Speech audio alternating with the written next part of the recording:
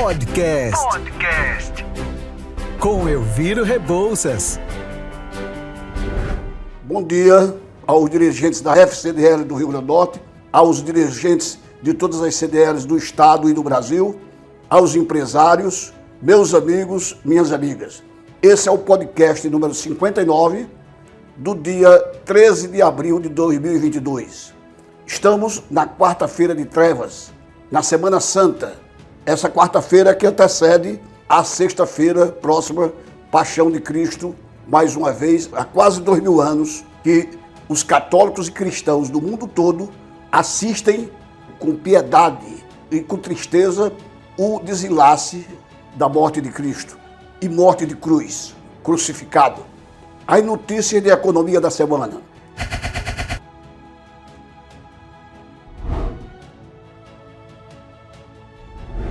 Depois de polêmicas, a Petrobras escolhe hoje o novo conselho, nesta quarta-feira, como manda a regra da estatal. Colegiada concluirá que o conselheiro próximo presidente da Petrobras será José Mauro Coelho.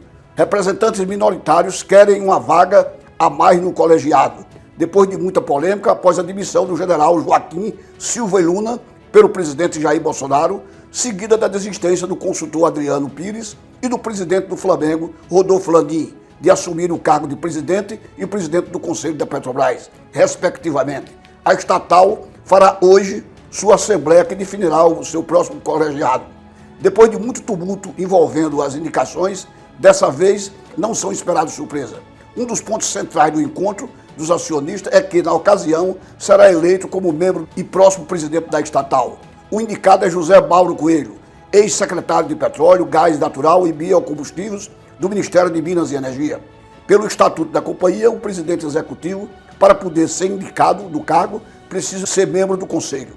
Como Coelho tem experiência no setor e é um nome dado considerado com boa bagagem técnica, sua indicação não vem enfrentando nenhuma resistência. Espera-se para hoje a definição da nova diretoria e do Conselho Deliberativo da Petrobras.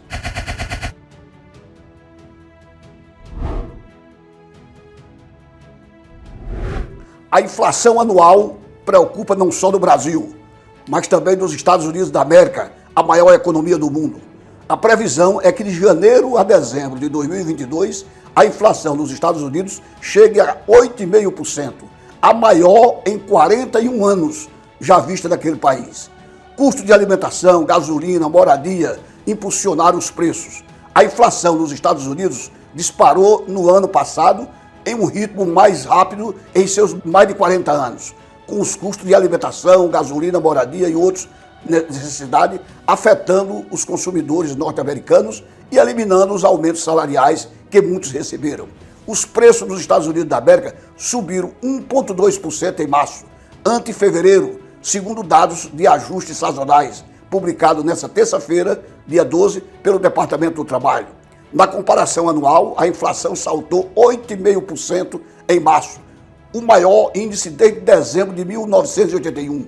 Os preços foram impulsionados por problemas na oferta de suprimentos, demanda robusta e interrupções nos mercados globais de alimentos e energia, agravadas pela guerra da Rússia contra a Ucrânia.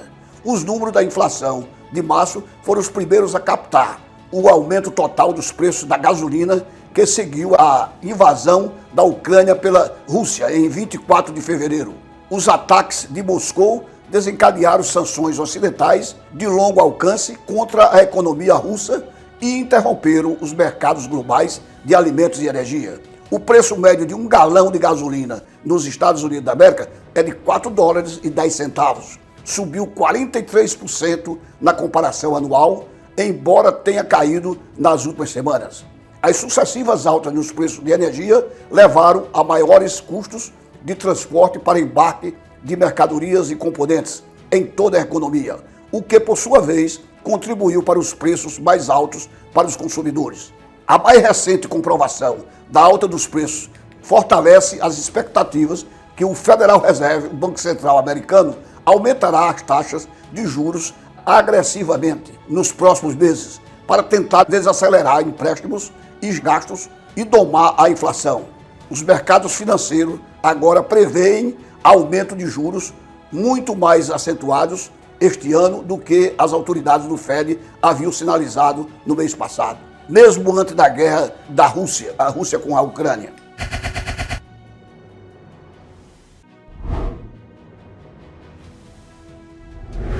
Enquanto no Brasil a inflação continua galopante, chegando a uma expectativa de que o Banco Central, na sua reunião do Copom, que é da CA, final de abril, começo de maio, bimensal, haverá de aumentar a taxa Selic para provavelmente até 13% ao ano, a coisa aqui realmente está difícil de conviver com o aumento dos preços, quer no supermercado, das gôndolas dos supermercados, quer no abastecimento dos veículos comerciais de grande porte, de médio ou de pequeno porte, quer no açougue, onde a carne bovina, principalmente, está cada vez mais cara, as hortaliças, as frutas, as verduras, o preço continua subindo.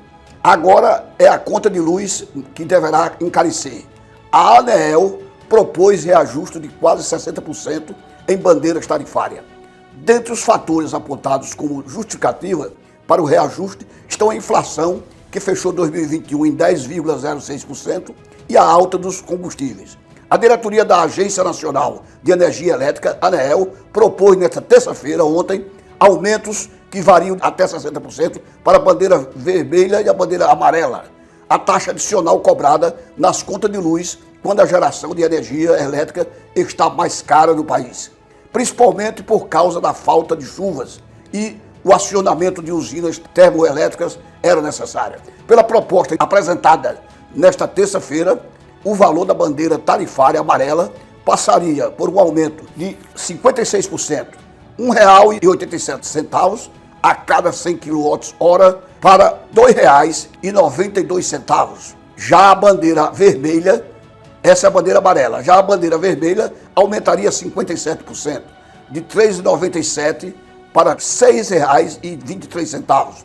No patamar mais caro, a vermelha, portanto, haveria uma redução de 1,7%, de R$ 9,49 e a cada 100 kWh para R$ 9,33, com relação no patamar da bandeira vermelha 2, a chamada bandeira vermelha 2, que é uma tarifa de guerra ou de aprofundamento do problema hídrico nacional, que é o grande condutor da taxa da produção de energia no país através do sistema hidráulico. E nossas reservas hídricas estão sendo reabastecidas numa melhor perspectiva, principalmente na região Nordeste, Norte e Centro-Oeste. São as grandes reservas hídricas do país que estão sendo reabastecidas pelo inverno, pelas chuvas copiosas que têm banhado essas regiões.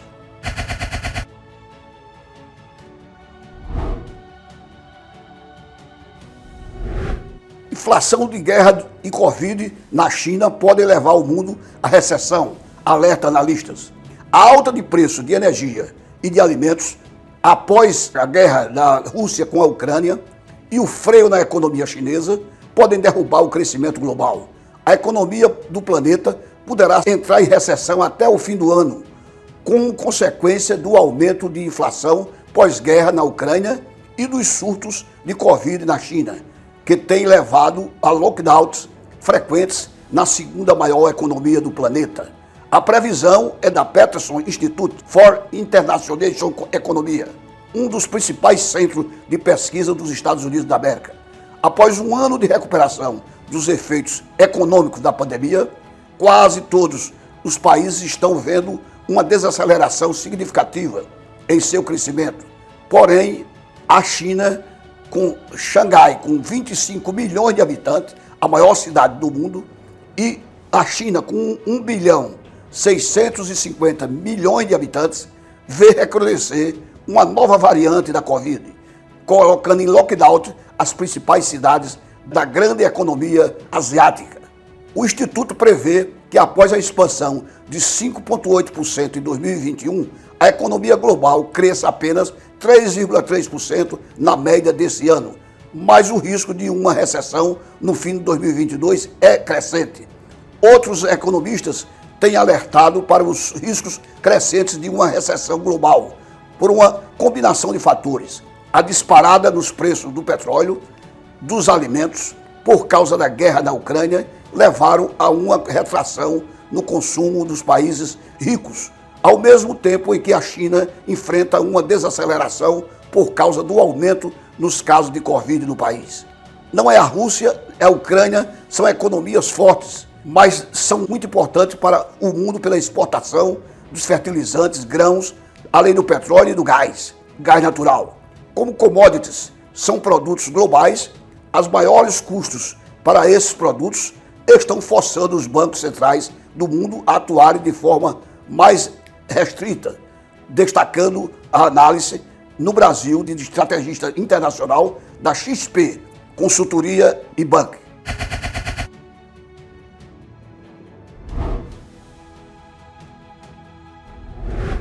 O governo do Brasil negocia com sócios do Mercosul sobre nova rodada de redução de 10% das alíquotas de importação.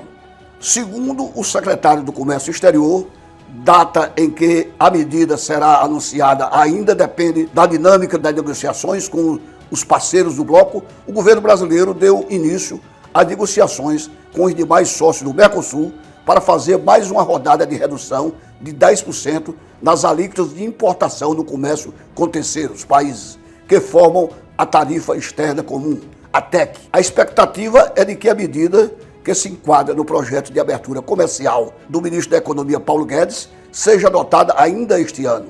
Os trabalhos já começaram, sempre pela via do diálogo e da negociação, disse o secretário do Comércio Exterior do Ministério da Economia, Lucas Ferraz, ao jornal O Globo do Rio de Janeiro. Ferraz afirmou ainda que não há data precisa para quando haverá a nova queda tarifária. Segundo ele, tudo vai depender da dinâmica de negociação com a Argentina, Paraguai e Uruguai. A última rodada de redução das tarifas ocorreu em novembro do ano passado para quase 90% dos bens comercializados pelo bloco. Ficaram de fora itens que estão no regime de exceção no Mercosul, como automóveis e bens de capital. A pedido da Argentina, foram excluídos produtos considerados sensíveis para a indústria do país, como automóveis, autopeças, laticínio, têxteis, brinquedos e outros produtos. Na época, o Ministério da Economia projetava uma diminuição do nível de preço de 0,3% ao longo prazo. Mas Lucas Ferraz explicou que o efeito ainda não pode ser medido. Ainda é cedo para detectar o impacto estatisticamente confiável. De acordo com o consultor e ex-secretário do Comércio Exterior, Valber Barral, não houve acréscimo de importações com a redução tarifária. Isso porque a valorização do dólar frente ao real, que deixa mais caro os gastos do exterior, pesou mais. A variação cambial foi mais impeditiva, afirmou ele. Ao empresariado brasileiro, Paulo Guedes tem assegurado que o objetivo da abertura comercial não é reduzir preço ou aumentar a importação, e sim fazer com que a economia brasileira seja menos fechada, o que melhora a imagem do país frente aos órgãos como a OCDE, que é a Organização dos Países do Desenvolvimento Comercial. Guedes prometeu que toda rodada de queda nas tarifas viria acompanhada pela queda do custo Brasil. A cesta básica, por outro lado, paralelamente ao processo de abertura comercial, a área econômica do governo usa as tarifas de importação como instrumento de combate à inflação. Com a concorrência com os importados, as empresas nacionais ficam forçadas a baixar os preços. No mês passado, o governo reduziu a zero as tarifas de vários alimentos, como óleo de soja, café, queijo, macarrão, além do etanol. Porém, pelo menos por enquanto, não há indício de que a medida tenha funcionado. Aqueles produtos da cesta básica têm mais um componente político. Se houver algum impacto, será muito pequeno, disse o presidente da Associação do Comércio Exterior do Brasil, José Augusto de Castro. O diretor da Associação Brasileira da Indústria do Café, Celírio Inácio, confirma, abre aspas, por enquanto não existe nenhuma informação de que tal medida tenha trazido incentivo à importação de café torrado, moído, disse ele, fecha aspas.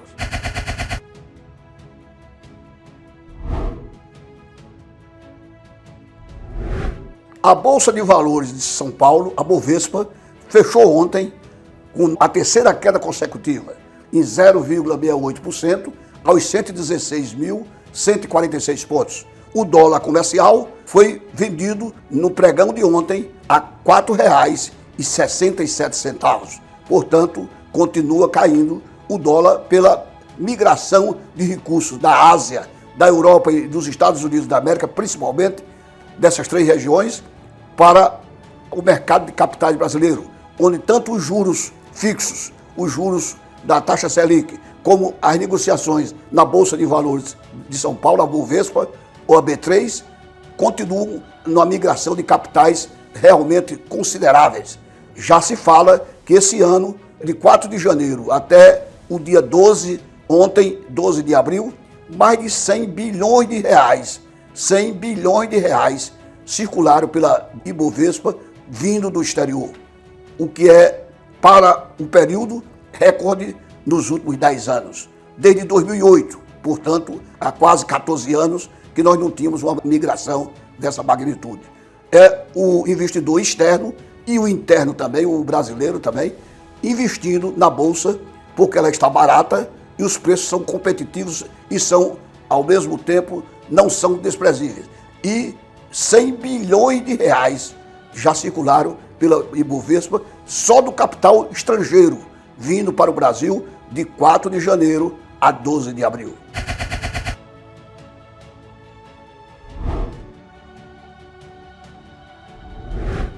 Bom dia, um abraço para cada um de vocês, uma Semana Santa de reflexão e que Cristo renova em todos nós a fé mais uma vez e até a próxima semana com as notícias de economia e um novo podcast. Obrigado.